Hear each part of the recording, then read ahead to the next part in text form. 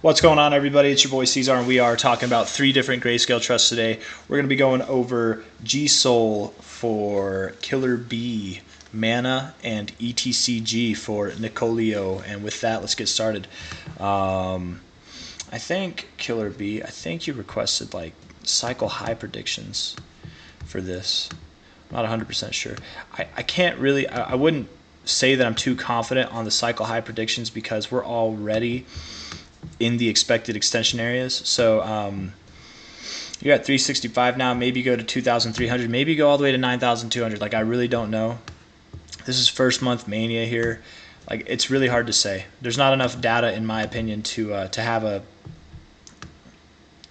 conclusive estimation. Top to bottom here. Come on now. I mean, yeah, $900, that showed up again. 2,100, 4,000, who knows? Definitely higher, definitely higher, and maybe even higher than that. Maybe it's worth over 20,000. I really don't know how high this thing could go. I don't want to underestimate it, but you don't even have a lot of volume going on, man. But anyways, looking at the more immediate stuff, doing some real TA here. Very, very bullish, very, very bullish weekly RSI. Yes, you have bearish divergence presenting itself, but not really at the same time, because like from this high to this high, you actually have a higher high. From this high to this high, you have a higher high. It's only from this high to this high that you have a higher high and a lower high. But whatever, like you will until you don't, until it keeps growing, you know. And maybe you pull back a little bit. You're at 365, maybe you pull back to 200, and then you go up from there. But I don't know, man.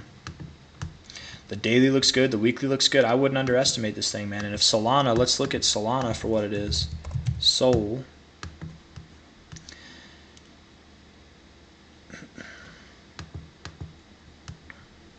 I mean, it didn't go up too much over the weekend, so let's see.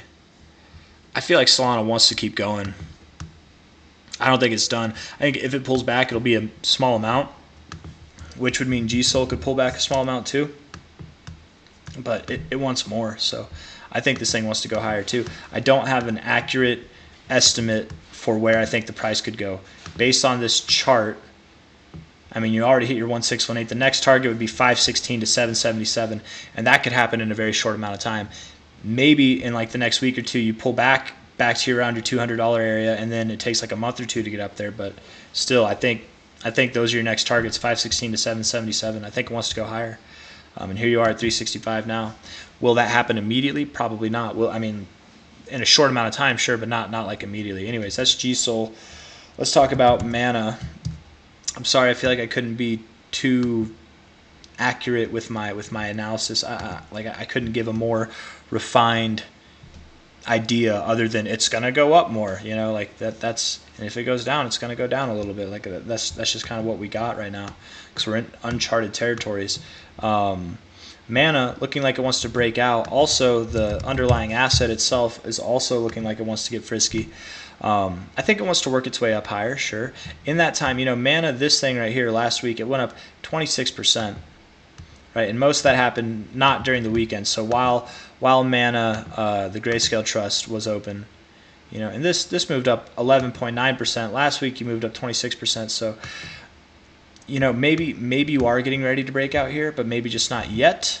I do think Mana itself wants to go up higher, so I would think this wants to go higher too. You might continue to creep and crawl, but then Mana probably does chill. The underlying asset, the coin, Mana, it probably does chill around these prices up here, around this weekly high to weekly low closes down here, resistance support area, right around 80 cents. It probably chills around there, and you might see the Grayscale Trust chill for a second too. And then once this pops, once it really gets going, you're gonna see Mana on the Grayscale Trust do well. You've kind of got an Adam and Eve look here, and once that line breaks, man, it's on. It's gonna be on all the way up to like above $2. Here you are at 68 cents now. Up there you'd be at 80 cents. So going up to $2, you would see the Grayscale Trust do phenomenal. But when is it going to happen is the question. Again, I think you creep and crawl your way up over the coming weeks, maybe even over the coming month or so.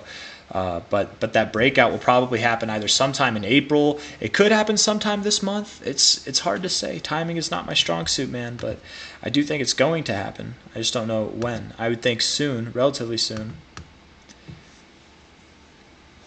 With the way this looks, I would think right now you're making a move up to about 31.71 in a shorter amount of time, probably within the month of March. But then it's all dependent on the underlying asset. Whenever you see that thing break, you'll probably see this thing break. So that's Mana. That's the best of my abilities that I got for Mana. Let's look at the daily real quick too. Yeah, it looks good. It looks like it wants to go up more. So that's Mana. ETCG, Grayscale Ethereum Classic Trust, also looking bullish, looking like you want more.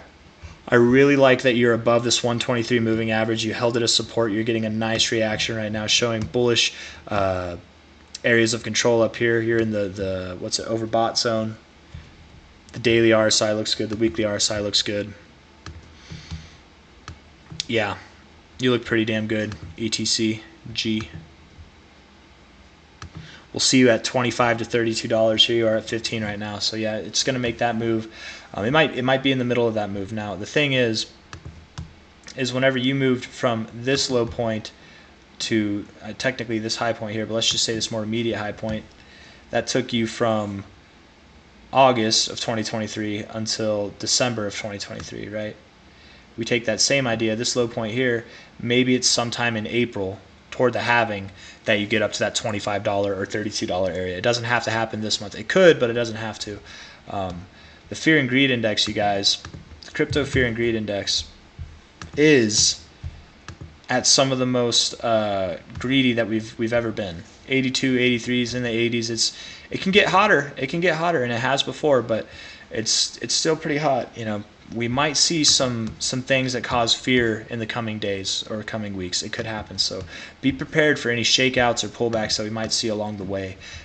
But just saying, consolidation, breaking out. I think you're just starting a wonderful journey up to $25 to $32, and that's all I got for you guys. So if you like the video, hit that like button. I feel like, you know, with ETCG, there's a lot more data. I was a little bit more able to be more concise in the analysis. I'm sorry that it's a little bit of a guessing game with the other ones, but that's just what I got with the information that I have on hand. So yeah, if you guys like the video, hit that like button. I like all of you guys. I appreciate all of you very much.